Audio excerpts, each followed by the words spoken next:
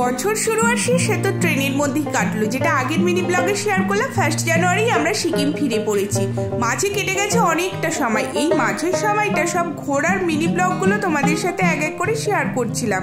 পৌষ সংক্রান্তি হতে আর একদিন কি দুদিন বাকি হাতে গোনা। সিকিমে তো পিঠেপুলি উৎসবের কোনো রকম প্রভাবই নেই, মানে এখানের দোকানগুলো তো একদম পাওয়া যায় না, আর আমরা দুজনের কেউই পিঠে বানাতে পারি না। যাই হোক, রুমটা পুরোটা আজকে ক্লিন করলাম। আর এই ফুলটা হলো কিচিরমিচির ফুল, যেটা আগেও তোমাদের সাথে শেয়ার করেছিলাম। সাদা কালারেরই হয়, তবে আগেরটার থেকে দেখতে ফুলগুলো একটু অন্যরকম ছিল। যেগুলো হলুদ হয়ে গেছিল ওগুলোকে বাদ দিয়ে জল চেঞ্জ করে ফুলদানিতে রাখলাম। এরপরে শ্যাম্পু করলাম, স্নান করে সন্ধ্যেবেলা রেডি হয়ে বেরোচ্ছিলাম রানীপুলে যাব বলে।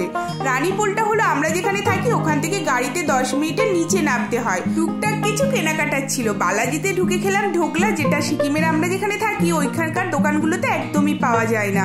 আর এখানে শুটকি মাছও বিক্রি হচ্ছিল। বাপরে বাপ, কোনো রকমে কমলা লেবুটা কিনে বাড়ি ফিরলাম।